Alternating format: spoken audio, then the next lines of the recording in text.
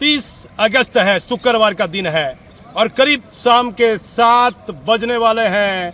89 batch के IPS पदाधिकारी आलोक राज को विजिलेंस निगरानी में है, उनको अतिरिक्त जिम्मेदारी दे दी गई है बिहार के डीजीपी की।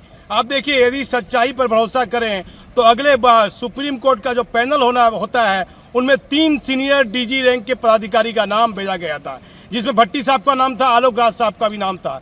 तो आलोक राज साहब को नीतीश कुमार ने अतिरिक्त जिम्मेदारी दी है, जैसे अगले बार सिंघल साहब को दी थी। और आने वाले समय में यदि बेहतर काम रहा, सरकार के नज़र में उनकी बेहतर छवि रही, तो अगले आदेश तक वह बिहार के डीजीपी का भी आदेश अस्थायी तौर पर निकल जाएगा, क्योंकि नाम भी गया होगा, काफ़ी नाम भी गया होगा।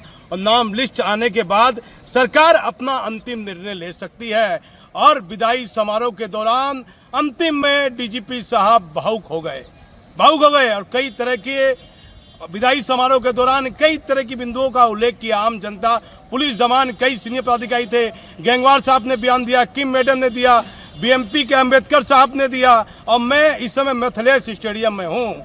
लगातार पूरा वीडियो विदाई समारोह में डीजीपी ने क्या कहा और आलोक राज को एक बड़ी जिम्मेदारी फिलहाल राज्य सरकार ने दी है। मैं पटना से मिथिलेश मैदान से मिथिलेश स्टेडियम से दीपक नौरंगी।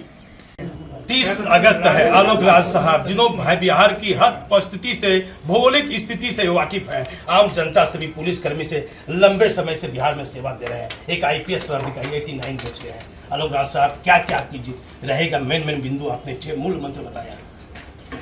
मैंने पहले भी कहा और फिर कह रहा हूँ, आपके चैनल के माध्यम से भी यही कहना चाहता हूँ कि हमारा फोकस एरिया होगा प्रिवेंशन ऑफ क्राइम, अपराध की रोकथाम, डिटेक्शन ऑफ क्राइम, अपराध का उद्भेदन और स्पीडी ट्रायल के माध्यम से अभियुक्तों को सजा दिलाना और विधि व्यवस्था का संधारण।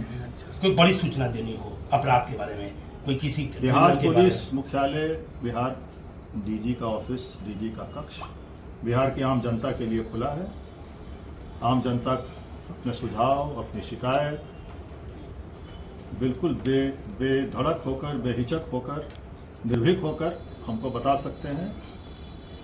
यदि कोई गोपनीय सूचना भी देना चाहते हैं तो वो भी स्वीकार की जाएगी और गोपनीयता भंग नहीं की जाएगी। कोई आपका नंबर होगा सर, डीजी लेवल वो सब दे दिया जाएगा। कोई भी इंसान जिंदगी में यदि किसी मुकाम पर पहुंचता है तो उसके माता पिता का आशीर्वाद के रहता है, गुरुजनों का आशीर्वाद होता है, तभी वो किसी मुकाम पर पहुंचे। क्या कहिएगा बिहार की जनता को, क्या कहिएगा बिहार की आम जनता से कहूंगा, माता पिता का सम्मान करें, माता पिता का आदर करें।